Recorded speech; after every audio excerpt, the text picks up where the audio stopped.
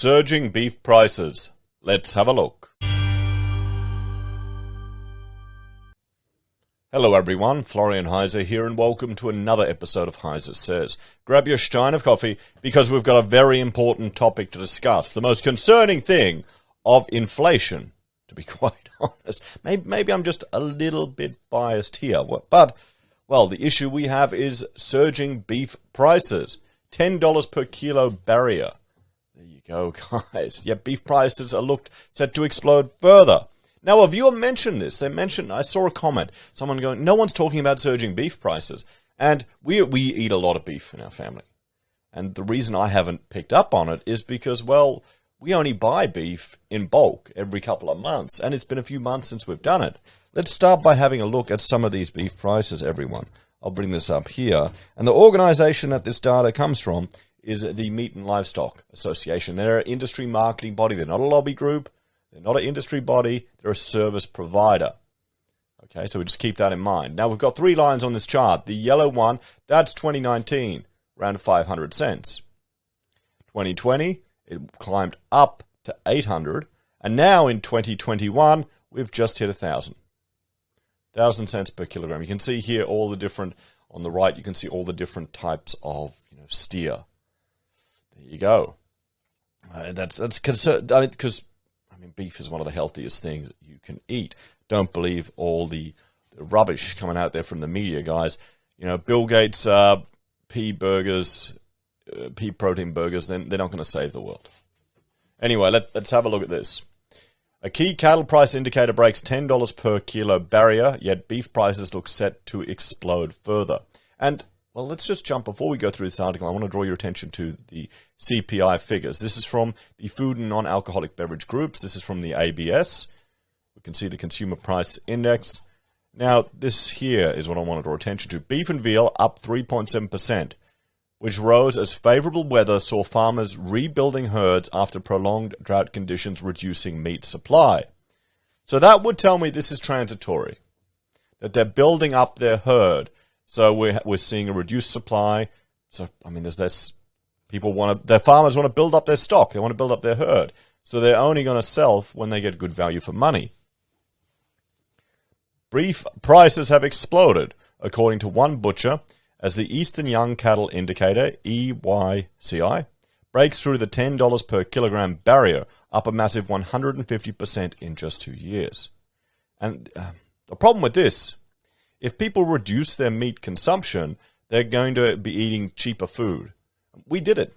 We did it years ago when we were, really wanting to save money.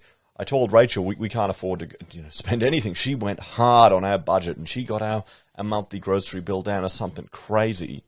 But it was so many carbs. And if you still believe the fantasy that eating red meat is bad for you or that cholesterol leads to heart disease, I'm just going to draw your attention to this chart here. This is from Ansel Keane's 7-country study. On the left is what he proposed there. Okay, what he published. On the right is the bigger picture. He only pulled seven countries to back up his hypothesis. But look at the 22 countries there. Okay, so I'd encourage you, if you still believe in God, Florian, beef isn't healthy for you. Go to Low Carb Down Under, do some look at some of the actual lectures and evidence that doctors are putting out there, not marketing organizations. People who are actually, normal people who are actually treating their patients and curing diseases. So back to this. The record high price of cattle in sales yard is, I need a shot of coffee. I'm so disturbed by this. The record high price of cattle in sales yards is pushing up the price of beef in shops, with prime cuts selling for $70 per kilogram, while even mince is getting dearer. Oh boy. What you want to do, if you're worried about this, get your butcher to, get fat added to your mince.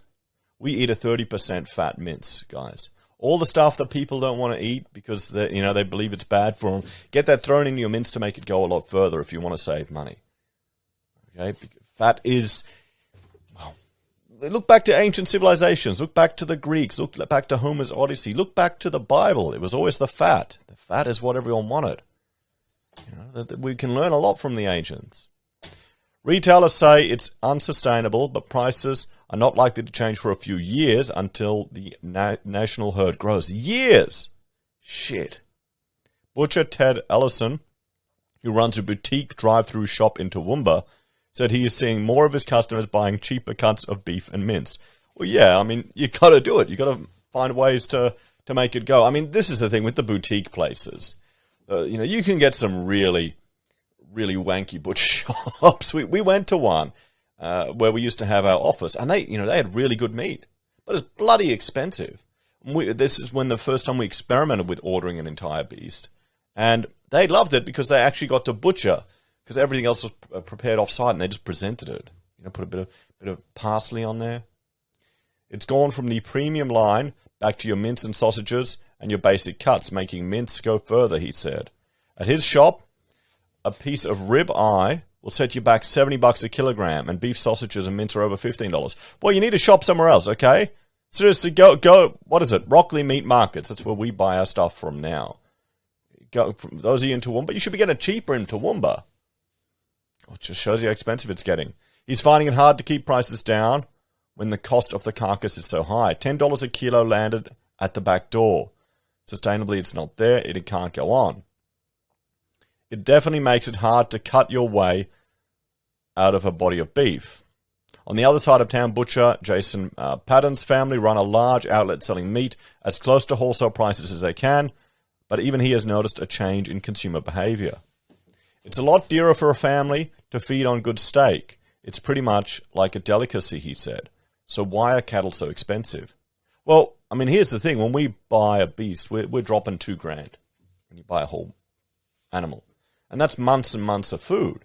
But, sure, we're getting the eye fillet cheaper, but we're paying a higher price. It averages out like $15 for everything, including the bones, which you grind into meal, or boil down to get the tallow, which we cook with. See, I'm recording this before I've had breakfast now. I'm gonna go home afterwards and go to Rachel, can I have a steak? Nope, we've eaten them all. You got to have roast. So why are cattle so expensive? The drought really hollowed out Australia's beef herd and sheep flock, and now the seasons have turned and paddocks are full of grass again. Farmers are hanging on to every animal so they can rebuild. It's got so bad that many farmers had to sell even their breeding animals, so building the numbers back up is going to take a long time. Plus, protein is in short supply globally. The outbreak of swine flu in China decimated their pig population, and they've switched to beef to fill the gap. Most of the beef in Australia is exported, and with demand so high overseas, it keeps the prices high at home. So sellers are making big money. Anybody with cattle to sell is making big money. The online selling platform Auctions Plus saw turnover increase by $1 billion in the past 12 months. When the price of a pen of cattle pushed over six figures, buyers did hesitate for a little while, according to market analyst Tim McCree. If you buy 50 steers or 30 cows with calves at foot, you're looking to stump up over 100,000, and that's a lot of money, he said.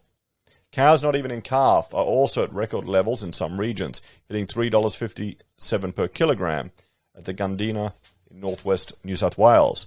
Processors losing $350 per head. When livestock prices are this high, processors lose money. Patrick Hutchinson from the Australian Meat Industry Council said processors were losing about $350 per head, and most have been in red for 12 months now. They're hoping things will turn around in spring as livestock numbers rebuild. Meanwhile, they're having to extract value from each carcass where they can. It's not just about loin cuts going to five-star restaurants. It's also hides, offal, and secondary cuts, he said. The slaughter rate nationally has plummeted, and the value of beef production is down almost 5% on last year. There you go. Pork and chicken are looking good. The industry often smooths out the fluctuation in meat prices for the consumer, but the rise in the cattle market is beginning to affect prices in the retail sector, according to Sydney butcher Craig Cook from Prime Quality Meats. It's really pork and chicken only on our lips because beef has absolutely exploded, and as of this week, lamb is on the move as well, he said.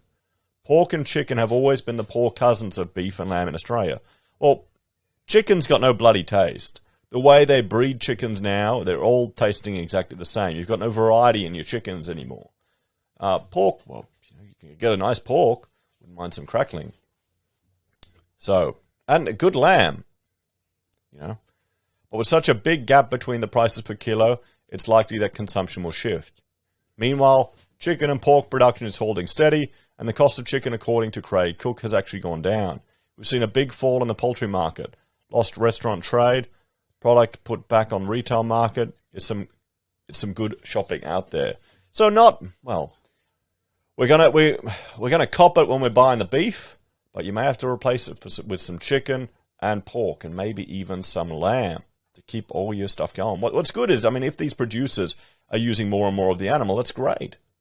One thing that's frustrating is the way they slaughter them. You can't get, if you want the full carcass, you can't really get it. I mean, if you want all the offal, you can't really get it. You've got to get it separate. I mean, there's the thing. If you're missing out on your steak, get some, chicken steaks? Chicken hearts. There's another thing. Just don't cook a whole kilo of them. It's like, yeah, that's Rachel kind of did it a bit hard for us. So, the Eastern Young Cattle Indicator breaks $10, as we see right here, guys. There you go. Record sales. Yards prices are expected to flow through to retail, and sellers are happy, but processors are losing money. So there you go, everyone. What's the solution to this one? Well, that's the advantage of buying beef in bulk. That's probably the best thing I can suggest. We've got a video here on the channel of Rachel, how she explains how she processes it, even when we get it all cut up. We don't even get them to package it up individually because it's no point. She needs to rewrap it all and then store it in the deep freeze. We've got two freezers. We've got a big chest one and we've got a standing one. Right now, because we're in the little rental, we're using the standing. Where the big chest, that's where you could probably even fit 2 carcasses in there. Another thing to consider is a game meat as well, but you can get it pretty cheap. Like I had some venison the other day. Oh, it was beautiful. It was really, really nice. So, there's something to consider. Get it. Look, maybe it's an opportunity. I cooked some crocodile. I don't know if I bothered eating it. I don't know if I did. I've got to check the freezer. But, yeah, that would be the suggestion. If you're struggling with your meat purchases, get more fat added to your mince. Get them to custom make it and really to stretch it out. The stuff that you would need, even get liver, anything cheap thrown in there from the animal to make it go further, to get that price down. Also, I'd be buying in bulk. I would be buying in bulk, freezing. I mean, for a large family, that's what we have to do. So there we go, guys. Years of expensive beef, real inflation, and the health consequences of people shifting to a higher carbohydrate diet, which is what we have here. Okay, this is the thing when people are critical. When people falsely claim that our diet is heavy in meat, it's kind of a joke. The majority of calories people get are from carbohydrates. A lot of them is sugar and processed crap. There you go, guys. Let me know your thoughts, opinions, and suggestions on this one. If you're a fan of the channel, there's a few ways you can support us. You can join us on YouTube or Patreon. Sign up for SelfWealth or Stake. Use our affiliate links for Amazon, eBay, Independent Reserve, and AussieBroadband. And Stake as a share trading platform. Maybe, you know what? I need to find a Stake sponsor. That'd be great. I made a gift stake. That could almost be a business where, you pay and send someone a steak as a gift. Screw flowers, screw fruit baskets, all of that rubbish. But a steak gift. You can tell I'm hungry after this. You can buy our merch from HeiseSays, use Gold Pass from the Perth Mint, or support us via PayPal. Take care. I'll see you next time. Bye for now.